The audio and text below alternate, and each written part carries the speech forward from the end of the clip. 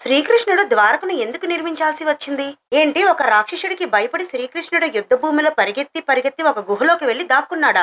ఎందుకు అలా చేయాల్సి వచ్చిందో ఇప్పుడు తెలుసుకుందాం. కంసుడి మరణం తర్వాత కంసుని బావ జరాసంధుడు మధురా నగరం పైన 17 సార్లు దాడి చేసినా ప్రతిసారి కృష్ణుడి చేతిలో ఓడిపోతాడు. చివరికి కృష్ణుడిని ఓడించడానికి బలవంతుడైన కాలయవనుడి మద్దతు తీసుకుంటాడు.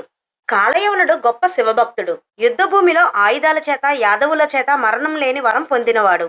3 కోట్ల మంది సైన్యంతో మధురపై దాడికి కాలయవనుడు వస్తున్నాడని నారద మహర్షి ద్వారా తెలుసుకుని ఈ యుద్ధం వలన ప్రజలకు నష్టం కలిగిస్తుందని విశ్వకర్మను పిలిపించి సముద్ర గర్భంలో 12 ఆమడాల వెడల్పుతో ద్వారకా నగరాన్ని నిర్మాణం చేయించి ప్రజలందరినీ ద్వారకకు తరలించి బలరాముణ్ణి కాపలాగా ఉంచి శ్రీకృష్ణుడు మధురకు చేరుకుంటాడు. శ్రీకృష్ణుడిని చూసిన కాలయవనుడు నువ్వే నా కృష్ణుడివి అని వెంటపడతాడు. శ్రీకృష్ణుడు పరుగులు తీస్తాడు. పరుగులు తీసి ఒక గుహలోకి వెళ్లి గుహలో గాఢ నిద్రలో ఉన్న ఒక వ్యక్తి మీద తన వస్త్రాన్ని కప్పి తాను దాక్కుంటాడు. కాలయవనుడు గుహలోకి రాగానే అక్కడ పడుకున్నది శ్రీకృష్ణుడు అనుకొని కాలుతో తన్నుతాడు. ఆ నిద్రిస్తున్న వ్యక్తి నిద్ర నుండి లేచి కళ్ళు తెరవగానే ఆ కళ్ళ నుండి అగ్నిదారులు బయటికి వచ్చి కాలయవనుడు కాలి బూడిదైపోతాడు.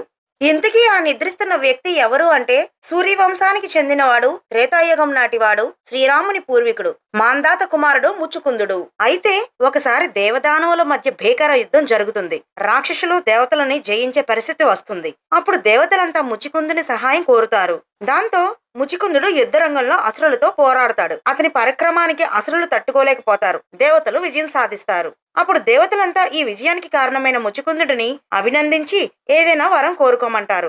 యుద్ధంలో పోరాడి అలసిపోయాను. కొన్నాళ్ల పాటు హాయిగా నిద్రించాలనుకుంటున్నాను. ఆ సమయంలో ఎవరైతే నా నిద్రకి భంగం కలిగిస్తారో వాళ్ళు నా కంటి చూపుకి భస్మం అయ్యేలా వరాన్ని ప్రసాదించమని కోరుకుంటాడు. దానికి ఇంద్రుడు సరేనని వరాన్ని ప్రసాదిస్తాడు. అప్పుడు ముచికుందుడు సామాన్యులకి కంటపడని ఒక గుహలో నిద్రిస్తుంటాడు.